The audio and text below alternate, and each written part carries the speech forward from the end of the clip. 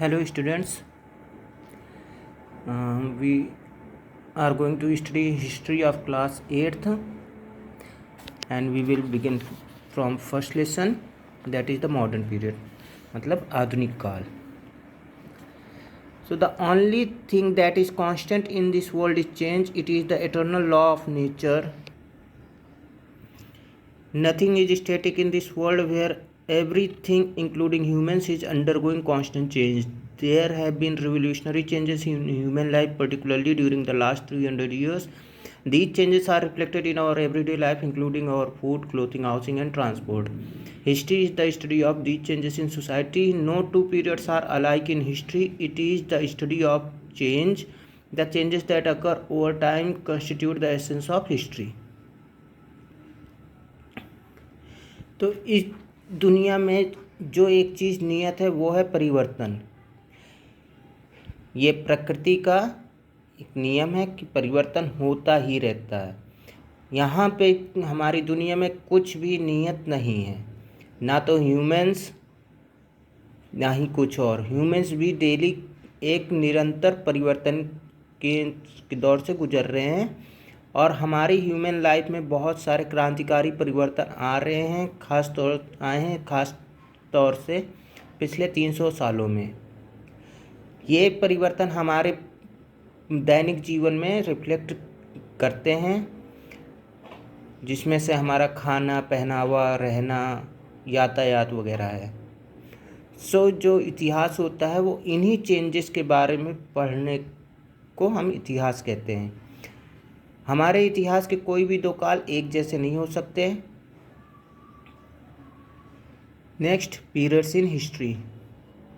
History is a continuous flow of events that can not be divided into clear cut और water tight compartments, but historians have divided it into ancient, medieval and modern periods. However, the duration of these periods is different in different parts of the world. The modern period began in Europe in the 16th century as a result of Renaissance and Reformation movements in the 15th century, but in India, the modern period began in the 18th century only.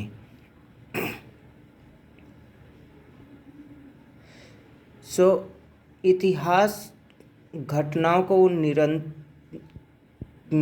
की वो निरंतर धारा है जो कि किसी एक compartment में हम बंद नहीं कर सकते, मतलब जिसको हम कभी कहीं कैद नहीं कर सकते.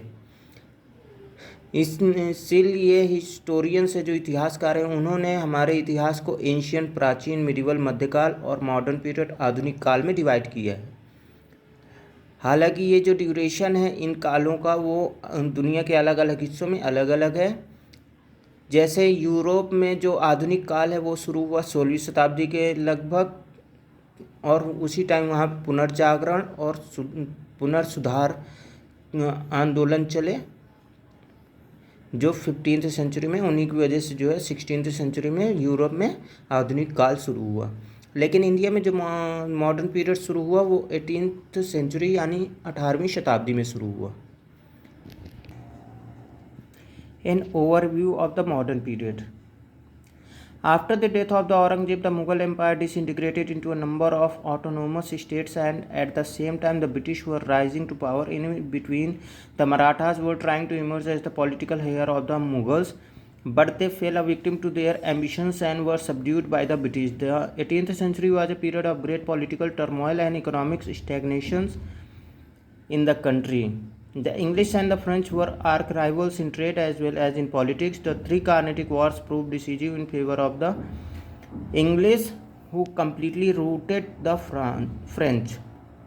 Between 1757 and 1857, the English stamped their authority over Bengal and Awadh, subjugated the Marathas and the Sikhs, and conquered Burma and Sindh.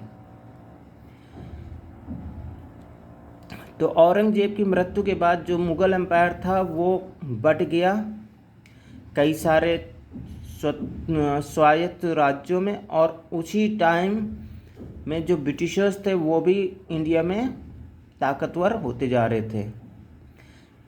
इसी बीच में जो मराठा थे, मराठा साम्राज्य भी जो है मुग़लों के एक तरह से राजनीतिक वंशज के रूप में उभर रहे थे, लेकिन वो अपनी ही इच्छाओं की वजह से मारे गए और ब्रिटिशर्स अपनी ही इच्छाओं के फलस्वरूप के शिकार हुए और ब्रिटिशर्स ने उनको हरा दिया।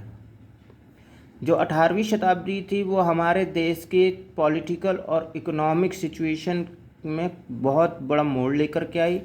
इंग्लिश और फ्रेंच लोग उस समय एक दूसरे के विरोधी थे, व्यापार में हो चाहे राजनीति में हो।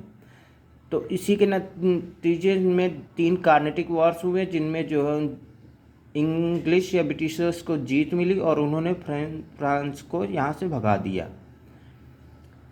1757 से लेकर 1857 के बीच में जो अंग्रेज थे उन्होंने बंगाल और अवध में कब्जा कर लिया और मराठों और सिखों को हरा करके बर्मा और सिंध में भी कब्जा कर लिया।